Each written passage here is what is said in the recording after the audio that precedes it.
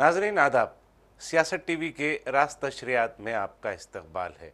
आलमी, कौमी, इलाकाई ताज़ा ख़बरों और नए मौज़ूआत के साथ मैं सैयद इस्माइल ज़बीउल्लाह और मेरे हमरा सीनियर सहाफ़ी सज्जादुल हसनैन आपकी खिदमत में दोबारा हाजिर है। नाज़रीन, शुरुआत करते हैं मणिपुर से, जहाँ पर 13 सितंबर को वज़ीर आज़म नरेंद्र मोदी का दौरा मुतवक्का है और इसी से हम आज की शुरुआत करते हैं। जी सज्जा साहब। जी देखिए ये तो एक बहुत बड़ा जो है मामला हो गया है। कहा जा रहा है कि वज़ीर आज़म सिर्फ 3 घंटे मणिपुर में रहेंगे जी, और सबसे बड़ा सवाल कांग्रेस ने यही उठाया है कि तशद्दुद वहाँ की सूरत हाल आज भी ख़राब है बहुत ज़्यादा। और तकरीबन 2 साल से ये सिचुएशन है। जी और फिर जो है वज़ीर आज़म ने बहुत मुश्किल से सिर्फ 2 मिनट पार्लियामेंट में इस पे बात की थी, जी वो भी दो ख़वातीन को बरहाना परेड कराए जाने की वीडियो के वायरल होने के बाद, जी जबकि वो तशद्दुद के तकरीबन 7-8 माह के बाद ये वीडियो वायरल हुई थी, जिसमें ये दिखाया गया था कि कैसे एक माँ बेटी को जो है बरहाना परेड कराई गई और फिर उनके साथ जो है उनकी इस्मत दरी की गई। तो ये वीडियो मंदिर पे आया तो इसका पूरे मुल्क में हंगामा हुआ था और जो है पार्लियामेंट में भी जब अपोजिशन ने हुकूमत का गिरेबान पकड़ा तो तब मजबूरन पहली बार जो है मोदी को बोलना पड़ा, वरना तो मोदी बोलने के लिए जो है तैयारी नहीं थे हाँ तैयार बिल्कुल, नहीं थे, क्योंकि बिल्कुल मणिपुर तैयार जल नहीं रहा था और वो थे। जी बैरूनी दौरों पर थे। बिल्कुल। तो 2 मिनट के लिए, सिर्फ 2 मिनट उन्होंने बोला था कि मुझे अफसोस है और हम जो है अमन के लिए कोशिश करेंगे, बस इतनी बात कही थी। तो बहरहाल जो है अब 2 साल के अरसे के बाद अब वज़ीर आज़म को एहसास हुआ है या फुर्सत मिली है या फिर इलेक्शन है आसाम में, पता नहीं क्या मतलब एक देखिए बग़ैर मतलब के। जी सज्जाद साहब, हम पिछले 29 माह से ये मुसलसिल देख रहे हैं जी कि मणिपुर की आवाम जो है जल रही है, आग में जल रही है, जी असमतें तार तार हो रही है। मणिपुर ख़वातीन की वहाँ पर जुल्म, बर्बरियत, जबर तशद्दुद का नंगा नाच वहाँ पर जारी है और जी पिछले 29 माह से जो है मणिपुर की आवाम वज़ीर आज़म का इंतज़ार कर रही थी। जी बिल्कुल। एक सूरत तो ये है, जी एक जैसा कि आपने कहा कि ऐवान पार्लियामेंट में उन्होंने सिर्फ 2 मिनट के लिए इस दो पर मिनट बात की बिल्कुल। और पूरी इंटायर बीजेपी जो है, ख़ास तौर पर जो वजारत है, बड़े वजी अराकीन पार्लियामेंट है, वज़रा है, वो बिल्कुल इस मामले पर खामोशी बोलने को तैयार ही खामोश नहीं थे वो खामोशी लोग। हाँ बिल्कुल खामोश तमाशाई जी बने हुए थे। यकीनन मणिपुर की आवाम जो है मुंतज़र है वज़ीर आज़म की। और वहाँ पर अब आप देखिए, आप अगर किसी मुल्क के वज़ीर आज़म को किसी मतलब मुतासरा इलाके का दौरा करना है तो उससे पहले वहाँ पर सिक्योरिटी इंतज़ामात का जायज़ा लिया जा रहा है। जी गवर्नर जो हैं वो आला सतही मीटिंग वहाँ पर बुला रहे हैं। तो इसका मतलब ये है कि आप अपने ही मुल्क में मुतासरा इलाके में जाने से कबल वहाँ के जो सिक्योरिटी हालात है, वहाँ के हालात है, उससे आप बाखूबी वाकिफ़ हैं और आपको इस बात का अच्छी तरीके से अंदाज़ा है कि मणिपुर की आवाम आपसे नाराज़ है, ख़ास तौर पर वज़ीर आज़म से नाराज़ है और वहाँ पर जाने के बाद जो है अवाम की मुखालफत का उन्हें सामना करना पड़ेगा। बिल्कुल। तो वो देखिए तमाम चीज़ों को रोकने के लिए, उसके सदबाब के लिए आला सतही इजलास मुनक्किद किए जा रहे हैं, गवर्नर की क़यादत में हो रहे हैं और सिक्योरिटी का जायज़ा लिया जा रहा है। तो आप ये यहाँ पर इस बात, ये तमाम चीज़ें जो तैयारियां 13 सितंबर की हो रही है, वो तैयारियां ये बता रही हैं कि कहीं ना कहीं हुकूमत जो है मणिपुर में अमनो अमान के क़याम में नाकाम हो चुकी है। जी बिल्कुल लोगों बिल्कुल की जानो माल की हिफाजत में वो बिल्कुल नाकाम हो गई है। बिल्कुल। देखिए एक हफ़्ता पहले भी न्यूज़ आई थी कि तशद्दुद के वाक़यात वहाँ पे हुए हैं अभी फिर से। अभी जी फिलहाल से अभी जी मतलब अब अगर जी अब सूरत हाल देखें तो वहां पर तशद्दुद के जी वाकयात का सिलसिला बदस्तूर जारी है बदस्तूर वहां पर। जाली है और इंतहाई खौफनाक तशद्दुद हुआ था। आर्मी को भगाया था लोगों ने, वीडियोस आए हैं। चौकियों पर जी कब्जा किया, बिल्कुल बिल्कुल। हथियार छीन जी लिए गए, जी फौजी दस्तों के हथियार छीन लिए जी गए थे वहां बिल्कुल। पर। जिस तरह की जो है हमला हुआ था वो बहुत ही खौफनाक जो है सूरत हाल थी और ये सिर्फ एक हफ़्ता पहले की बात है, बहुत पुरानी बात भी नहीं है।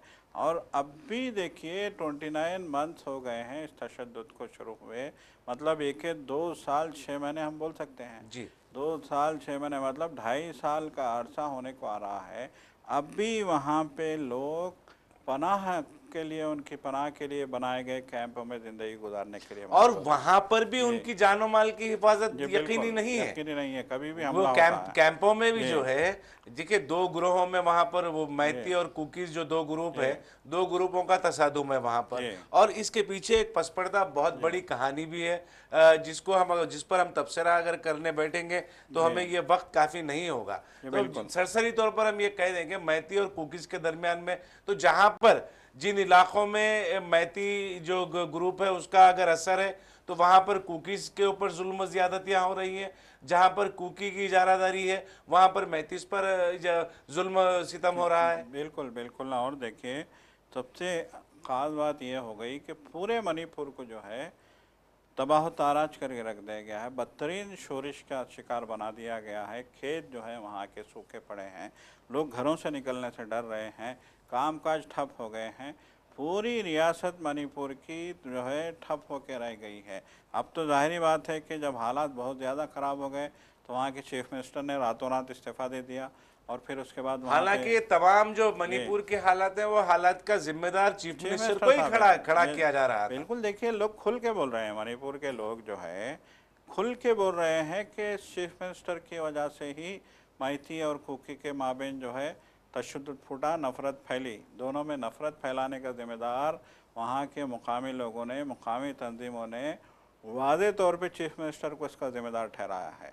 और ये चीफ मिनिस्टर बीजेपी का था, इससे भी जो है इनकार नहीं किया जा सकता कि बीजेपी का चीफ मिनिस्टर था। और जिस तरीके से मैती और कुकी कबीलों के बीच जो है जो नफ़रत पैदा की गई, और तारीख़ का एक बदतरीन बाब वहाँ के लोग कहते हैं। वहाँ के लोग कहते हैं कि कबायली कभी भी एक दूसरे के दुश्मन नहीं होते, जाने दुश्मन। कबायली एक दूसरे के साथ ज़िंदगी गुजारने के आदी हैं। उनका कहना है कि सदियों की ये कहानी है कि हम कबायली जो है एक दूसरे के साथ हैं, एक दूसरे के हमदर्द हैं, एक दूसरे की जो है बिल्कुल जो है परेशानियों को दूर करने के लिए हम हमेशा एक दूसरे के साथ खड़े रहते थे। लेकिन आज बीजेपी के इक़्तिदार में आने के बाद इतनी नफ़रत फैला दी गई, वहाँ पे इतना जो है तशद्दुद बर्पा किया गया कि अब दोनों कबीले एक दूसरे के खून के मतलब एक जानी दुश्मन बने हुए हैं, खून के प्यासे बन गए हैं एक दूसरे के। आप अंदाज़ा लगाइए रवि साहब किस तरह की सिचुएशन में मणिपुर को डाल दिया गया है। यकीनन देखिए, बीजेपी जैसा कि कांग्रेस के जो है तर्जुमान जयराम रमेश ने गुज़िश्ता रोज़ बयान जारी किया था, उन्होंने कहा था कि चीफ हमारे मोदी, वज़ीर आज़म मोदी लंबी लंबी तकरीरें करने के आदी हैं। एक एक घंटा वो तकरीर कर देते हैं, कई जलसों में जाते हैं तो एक एक घंटा वो तकरीर करते हैं।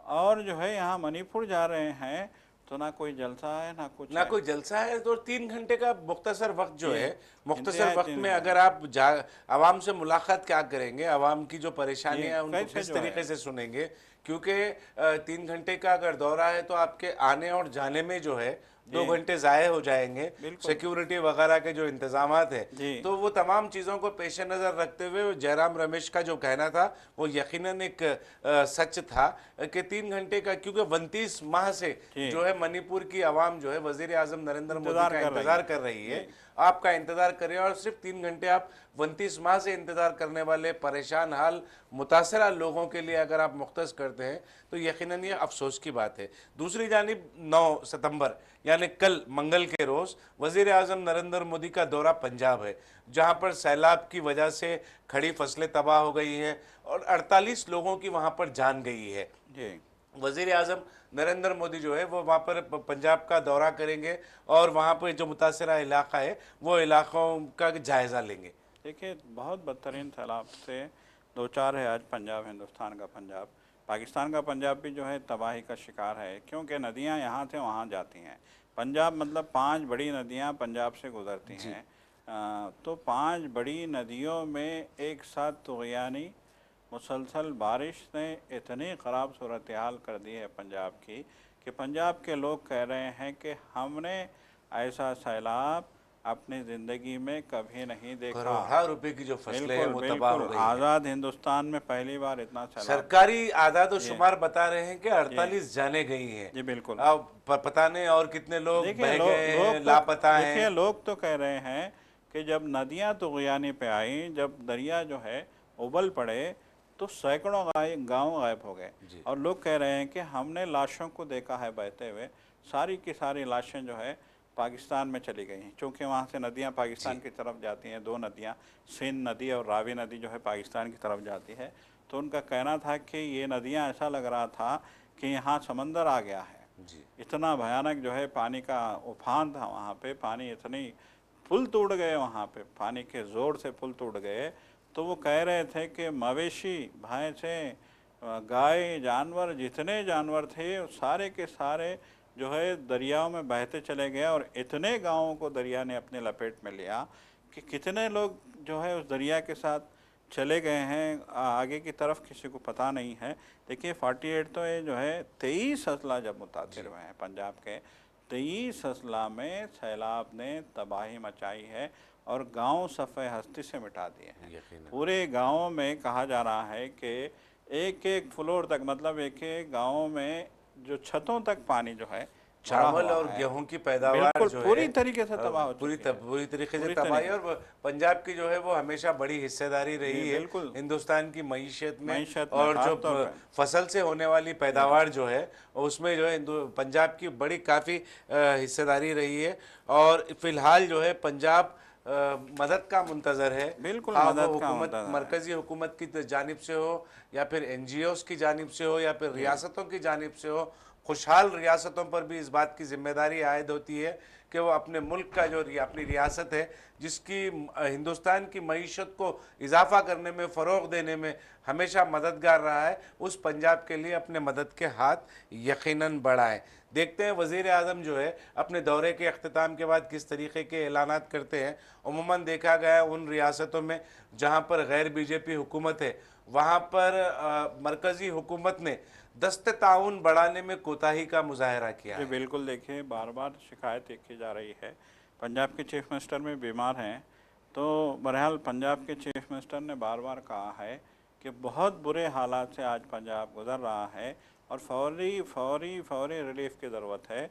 गुज़िश्ता आपने देखा कि जो है राहुल गांधी, प्रियंका गांधी, सोनिया गांधी, मल्लिकार्जुन खड़गे राज्यसभा में अपोजिशन लीडर हैं, राहुल गांधी लोकसभा में अपोजिशन लीडर हैं। दोनों लीडरों ने हुकूमत से मुतालबा किया कि फ़ौरी पंजाब के लिए रिलीफ जारी किया जाए, फ़ौरी पंजाब के लिए इमीडिएट, उन्होंने कहा कि इमीडिएट रिलीफ जारी करने की ज़रूरत है पंजाब में, क्योंकि हालात बहुत ख़राब हैं। अब हुकूमत तो कह रही है कि 48 अमवात हुई हैं, अब कितनी अमवात हुई हैं को नहीं जानता। जब सारे के सारे गांव जो है पानी में डूबे हुए हैं तो कौन बचा जी, कौन तमाम नहीं अजला बचा। भगवत मान चीफ जी मिनिस्टर बिल्कुल पंजाब जो है जी उनका ये कहना है कि तमाम अजला जो है रियासत के तमाम जी अजला सैलाब की जद में है जद और में है, तबाही बिल्कुल तमाम अजलाओं में आई है, तमाम अजला में आई बड़े है। पैमाने पर तबाही आई है। पंजाब की जी तारीख में पहली मरतबा इस तरीके की तबाही पंजाब की आवाम ने देखा है। और हमने देखा है कि जहाँ जहाँ पर भी ज़रूरत रही, खालसा जो वो जी ग्रुप है वो हमेशा आगे बढ़ा और ताउन करता रहा है। तो मौका है इस वक्त, गुरुद्वारे जो है पूरे जो इबादत गाह हैं उनके सिखों के इबादत गाह हैं पूरे पानी की जद में आ गए हैं। तो ये तमाम पर ये जिम्मेदारी आयद होती है, हर हिंदुस्तानी शहरी पर यह जिम्मेदारी आयद होती है कि वो पंजाब के लिए खड़ा हो जाए, पंजाब की मदद के लिए आगे बढ़े। सजा साहब, उत्तर प्रदेश से एक खबर आ रही है, कन्वर्सेशन रैकेट के नाम पर 7 लोगों को गिरफ्तार किया गया था, 7 मुसलमानों को गिरफ्तार किया गया था।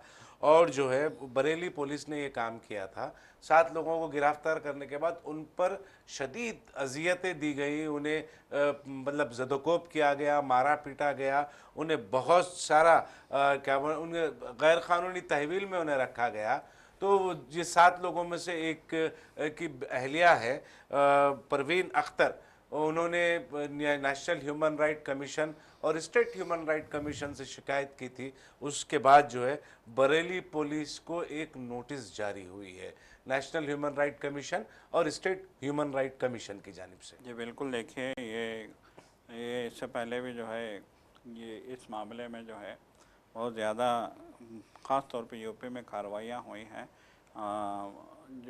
सिर्फ जो है मजहबी तब्दीली के नाम पे लोगों को जो है देखिए सज्जा साहब, जी एक जहाँ जहाँ पर भी बीजेपी की हुकूमत है जी और ख़ास तौर पर उत्तर प्रदेश और जी मध्य प्रदेश में जी ये आमतौर पर ये मुसलसिल देखने में आ रहा है, फर्जी मुकदमात दर्ज जी किए जाते हैं, फर्जी शिकायतें कराई जाती हैं, बिल्कुल। उसके बाद जो है लोगों को जिन जिन पर भी शुबे की गुंजाइश बनाई जाती है उन्हें गिरफ्तार करके उन्हें अजियतें पहुंचाने का काम किया जाता है। बिल्कुल, बहुत लोगों का कहना है कि बेइंतहा जानिबदारी और तआस्सुब से जो है काम लिया जा रहा है पुलिस की जानिब से। अब देखिए 7 लोगों को जो है महज मज़हब की तब्दीली के नाम पे जो है हिरासत में लिया गया, और मज़हब की तब्दीली अगर इल्जाम हमारे जी बिल्कुल ये इल्जामात जो है वो साबित नहीं हुए। देखिए हमारे आइन के मुताबिक मज़हब की तब्दीली का मामला जो है वो इंडिविजुअल जो है शख्सी मामला है। अब इस मामले पे आपने जो है आपकी मतलब ये कि आपको इतना गुस्सा आ रहा है कि आप जो है लोगों का मज़हब तब्दील करवा रहे हैं। देखिए कोई भी मज़हब अगर तब्दील करता है, आम तौर पे इंडिया में बहुत कम ऐसा देखा गया है, लेकिन कोई भी मज़हब तब्दील करता है तो उसकी अपनी मर्ज़ी इसमें शामिल होती है। कोई हाथ पकड़ के किसी को मस्जिद नहीं ले जा सकता, कोई हाथ पकड़ के किसी को नमाज नहीं पढ़वा सकता, कोई हाथ पकड़ के किसी को जो है मजहबी मामलात में और जो है इस्लाम तो शामिल नहीं कर सकता। इस्लाम तो जुल्म और जबर के साथ बिल्कुल। इस्लाम में दाखिल करने की कहीं गुंजाइश ही बाकी नहीं रखा इस्लाम ने। गुंजाइश ही नहीं है। तो फिर ये जो है कन्वर्शन के नाम पे, कन्वर्शन रैकेट के नाम पे पकड़ना, लोगों को अजियत देना, तशद्दुद बर्पा करना उन पे, ये देखिए इससे पहले भी 2 ननों को छत्तीसगढ़ में गिरफ्तार किया गया था, आपको याद है। उनको भी जो है ये कह के गिरफ्तार किया गया था ये मज़हब की तब्दीली का काम कर रहे हैं। देखिए मज़हब की तब्दीली का काम क्रिश्चियन मिशनरीज जो है हिंदुस्तान की आज़ादी से पहले से करती आ रही हैं। अगर वो वाकई कामयाब होते तो आज पूरा इंडिया क्रिश्चियन हो जाता। सीधी सी बात है। अब मुग़लों पे ये इल्ज़ाम लगता है कि उन्होंने जो है लोगों पे जुल्म किया, उन्होंने लोगों को मुसलमान बनाया। तो अगर मुग़लों ने वाकई जुल्म किया होता, लोगों को मुसलमान बनाने का काम किया होता तो आज इंडिया पूरा इंडिया मुसलमान होता। 400 साल की हुकूमत थी उनकी। 400 साल की हुकूमत में आप तो 10 साल की हुकूमत में आपकी ज़मीन से आपके पैरों तरह से ज़मीन खिसक गई है। मतलब आपके पैर जमीन पे नहीं टिक रहे हैं, आप 10 साल में। आप मणिपुर जा रहे हैं जी। आज इस खौफ में मणिपुर जा रहे हैं कि मेरी ज़मीन खिसकने वाली है। और न सिर्फ खौफ में जा रहे हैं बल्कि पूरे हिफाजती इंतजामात के साथ आप जा रहे हैं। बिल्कुल 10 साल का अरसा गुजरने के बाद ये है। तो अगर 400 साल अगर मुगलों ने इस मुल्क पर हुक्मरानी की है, अगर वो मजहब की बुनियाद पर हुक्मरानी करते तो जैसा कि आपने कहा कि ये बात ये है कि हर कोई मुसलमान हो जाता। तो इसको जो है इशू बना के अगर किसी को डिटेंशन करते, मतलब किसी को हिरासत में लेते हैं आप और उन पे जुल्म करते हैं, तशद्दुद करते हैं और उनके खिलाफ मुकदमात भी दर्ज नहीं करवाए गए। देखिए ये इंतहाई सरी गैर इंसानी जो है फ़ेल है और इंसानी हुकूक़ की पामाली है। तो जाहिर सी बात है तो NHRC और SHRC का इस सिलसिले में जो है पुलिस पे जो है सख्त बरहमी का इज़हार करना, इंसानी हुकूक़ कमीशन और रियासती इंसानी हुकूक़ कमीशन का जो है सख्त तशवीश जो है जाहिर करना और जो है सरजनिश करना, ये तो हक बजाने पे। और ना सिर्फ देखिए सरजनिश से काम नहीं चलेगा, वो जो कार्रवाइयाँ जिन पुलिस ओहदेदारों ने, बरेली पुलिस के जिन ओहदेदारों ने ये कार्रवाइयाँ की हैं, 7 लोगों को महज कन्वर्सेशन रैकेट के नाम पर गिरफ्तार करके उन पर उन्हें अजियतें दी है, उन्हें ज़ुदोकोब किया है, मारा पीटा है, उन्हें गैर कानूनी तहवील में रखा है, उनके खिलाफ में अगर कानूनी कार्रवाई अगर कौमी कमीशन, इंसानी हुकूक़ कमीशन और रियासती इंसानी हुकूक़ कमीशन उनके खिलाफ कार्रवाइयाँ करता है, तादीबी कार्रवाई करता है और उन्हें इस बात पर रजामंद करता है, राज़ी करता है, उन्हें जुर्माना आयद करता है कि वो कंपनसेशन मुआवजा अदा करें उन 7 लोगों को, तो इस तरीके के जो वाक़यात है वो उनकी रोकथाम मुमकिन नज़र आ रही है। सज्जाद साहब, हफ्ते के रोज़ से मुसलसिल जो है ये खबर फिर दोबारा सुर्खियों में है कि 2020 के जो दिल्ली फसादात हुए थे, दिल्ली फसादात में जिन नौजवान तुलबा और तालिबात को गिरफ्तार किया गया था, एंटी CA जो प्रोटेस्ट था, वो प्रोटेस्ट में जो गिरफ्तार किया गया था उस पर गुलफिशा फातिमा, शर्जिल इमाम, उमर खालिद, सलीम खान, शफीउर रहमान, अत्थर खान, मीरा हैदर और खालिद सैफी, ये नाम है। ये इन लोगों को फिर हफ्ते के दिन दोबारा जो है ये लोग रुजू हुए थे जमानत के लिए, तो दिल्ली हाई कोर्ट ने इन लोगों की जमानत फिर मुस्तरद कर दी। इसमें तकरीबन जो है 2000 दिन से ज्यादा जी बिल्कुल। अरसा जेल में गुजार चुके हैं। 5 साल। खासतौर पर गुलफिशा फातिमा और जो शर्जील इमाम है, ये लोग 2000 दिनों से ज्यादा का वक्त जो है जेल में गुजार बिल्कुल। चुके देखिए हैं। 20 में इनको हिरासत में लिया गया जो और आज 20 में 25 आ गई है। उसके बाद जो है मुसलसिल 5 साल से वो लोग 5 जो है साल जेल में जी। है। और फिर ये दरमियान में हमने इससे पिछले हफ्ते में भी इस पर बहस की थी, इस पर बात की थी। इसी मामले में चंद लोगों को गिरफ्तार किया गया था। पुलिस कॉन्स्पिरेसी का हवाला देकर जो है निचली अदालत ने उन्हें बरी कर दिया, उन्हें जमानत दे दी। और ये लोगों की मुसलसिल जो है अर्जी जमानत जो है वो खारिज की जा रही है। देखिए बिल्कुल बिला वजह कहा जा रहा है, ऐसा हवा खड़ा किया जा रहा है। देखिए इससे पहले जब इनकी ज़मानत मुस्तरद की थी दिल्ली हाई कोर्ट ने, तो बड़ी जो है सोशल मीडिया पे मेम्स लगी थी, बड़ी जो है बहस हुई थी। तो लोगों ने यहाँ तक कहा था, आप देखिए ये कितना मतलब ये कि लोगों ने कहा था कि कुत्तों को इंसाफ मिल रहा है लेकिन मुसलमानों को नहीं मिल रहा। देख लीजिए ये बात, ये हालांकि जो फिक्रा है, ये फिक्रे को हम अगर कहेंगे तो ये बिल्कुल हक बजानिब है। ये इंसाफ के तकाज़ों को पूरा नहीं किया जा रहा है। अदालतों पर जो भरोसा किया जा रहा है, खा वो मुसलमान हो, दलित हो या ईसाई हो, दीगर अक़लियतें हो, जिनका भरोसा अदालतों पर आज भी कायम है, वो अदालतें जो है वो भरोसे को ख़त्म कर रही हैं, तोड़ रही हैं इस तरीके के फैसलों की वजह से। जी बिल्कुल यकीनन। देखिए ऐसे जो है हालात अब हम बनाए जाएंगे। एक जानिब तो जो है झूठे मुकदमा दर्ज करवाए जाएंगे, दूसरे जानिब ज़मानतें नहीं दी जाएंगी और जो है रिपोर्टें ऐसी बनाई जाएंगी जैसे कि ये जो है दुनिया के सबसे बड़े दहशतगर्द हैं। इनको यही UAPA के तहत इन पे जो मुकदमा चलाए जा रहे हैं, UAPA को पहले ही कहा गया कि एक ड्रैकोनियन जो है लॉ है, एक जो है ड्रैकोनियन। देखिए सब कह रहे हैं कि जदीद दौर में जमहूरी मुल्क में इस तरह के क़वानीन इंसानी हुकूक़ की खिलाफ वर्जी हैं और इन क़वानीन का गलत इस्तेमाल हो सकता है।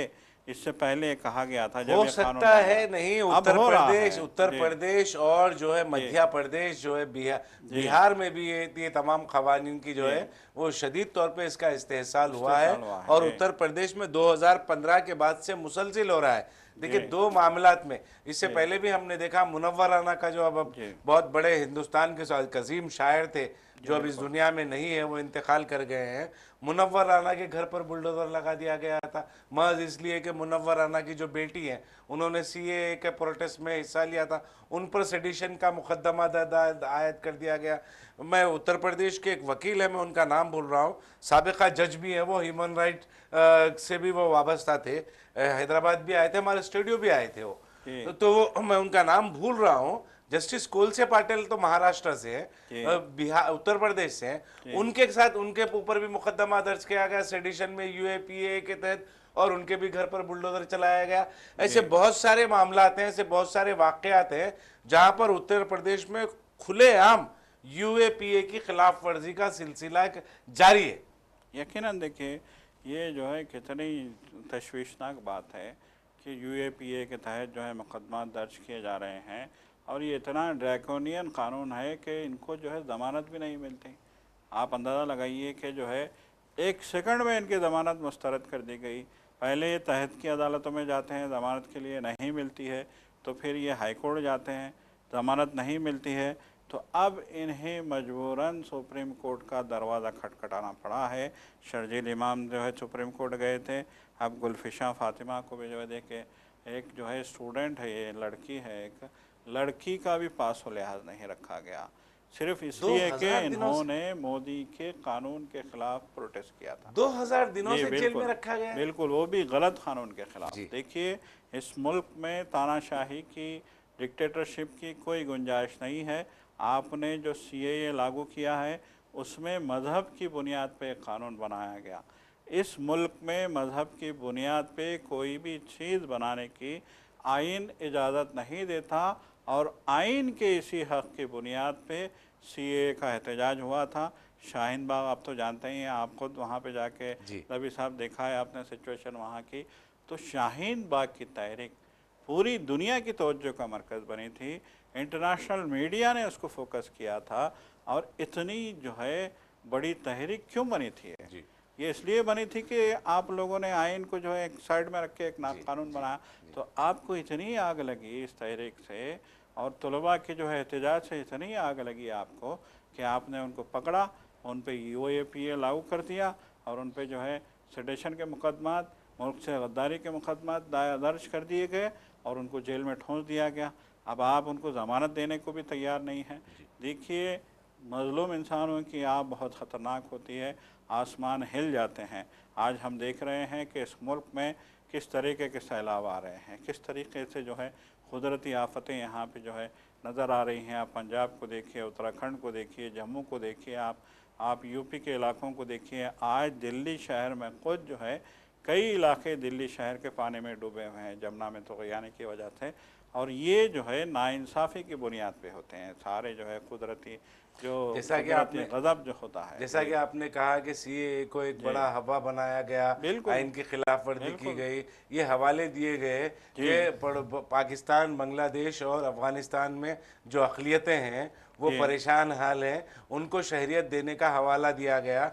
मगर अब जब से ये क़ानून आया है 2017 के बाद से, मैं जहाँ तक समझता हूँ 2020 20 के बाद ये कानून को एक कानूनी शक्ल एक्ट बना दिया गया। उसके बाद से अब तक जो है कितने बांग्लादेश से, अफगानिस्तान से, पाकिस्तान से अक़लियतें हैं वो आपके पास पनाह लेने आए और उन्हें शहरियत आपने दी, उसका कोई डाटा वगैरह कोई अब तक आपके पास तफसील नहीं है। तो हम इशारे मिल रहे हैं, वक्त हो चला है। मांड्या का जो कर्नाटक का मांड्या है वहाँ पर गणेश विसर्जन के टाइम पर जो है वहाँ पे जुलूस निकाला जा रहा था, कुछ पथरमबाजी के मामलात पेश आए, वहाँ पर जो है हिंदू ग्रुप्स जो है उन्होंने एहतिजाज किया, उसके बाद फिर पुलिस लाठीचार्ज हुआ और हुजूम को मुंतशर कर दिया गया। सज्जाद साहब जी बिल्कुल, देखिए ज़ाहिरी बात है, मंडिया के बारे में हमेशा कहा गया है कि एक हसास जो है इलाका है और जो है मंडिया की तो आप मंडिया के जो है शोहरत आम पे आने की बुनियादी वजह आप भी जानते हैं, सब जानते हैं। जब जो है नकाब के ख़िलाफ़, बुरखे के ख़िलाफ़ मुल्क में जो है बीजेपी ने तहरीक चलाई थी, तो मंडिया के कॉलेज में एक लड़की ने तकबीर का नारा लगाया था, जिसकी गूंज जो है वो नारे ने मंडिया को आलमी सतह में मकबूल बना दिया। तो ये वही मंडिया है। तो यहाँ पे जो है फिर से जो है गणेश विसर्जन के दौरान जो है माहौल को कशीदा करने की कोशिश की गई है। में पूरे जुनूब में ये कोशिशें की जा रही हैं, मुसलसिल कोशिशें की जा रही हैं पूरे जुनूबी हिंदुस्तान में। तमिलनाडु, केरला में तो नाकाम हो गए। कुछ वाक़यात कर्नाटका में रोनुमा करने की कोशिशें की जाती हैं, वहाँ पर अगर कांग्रेस की हुकूमत होने की वजह से वहाँ पर उन वाक़यात पर काबू पा लिया गया। तेलंगाना में भी मुसलसिल, हमारे शुमाली तेलंगाना में या फिर हैदराबाद में भी इस तरीके की शरंगेज़ी के वाक़यात रोनुमा होते रहते हैं। नादरीन, एक आखिरी ख़बर जो है गाज़ा से है, वहाँ पर हर घंटा एक बच्चा मौत के घाट उतारा जा रहा है। इसराइल की जानिब से जो तशद्दुद हो रहा है, जो बर्बरियत हो रही है, जो बमबारी हो रही है, जो फायरिंग हो रही है, उसमें ये एक रिपोर्ट आई है कि हर घंटे में एक बच्चे की मौत हो रही है। तो इस वक्त गाज़ा को ज़रूरत है दुआओं की और आलमी मदद की। आलमी अलम बरदार जो है वो खामोश तमाशाई बने हुए हैं। यकीनन उन तमाम को ये जो अपनी खामोशी है, मुजरिमाना खामोशी है, उसका जवाब एक ना एक दिन देना ज़रूर पड़ेगा। तो वक्त हो चला है। हमारा ये प्रोग्राम आपको कैसा लगा, आप ज़रूर अपनी राय कमेंट बॉक्स में अरसाल करें और अब सियासत TV की सारी टीम को दे इजाज़त। खुदा हाफिज़। खुदा हाफिज़।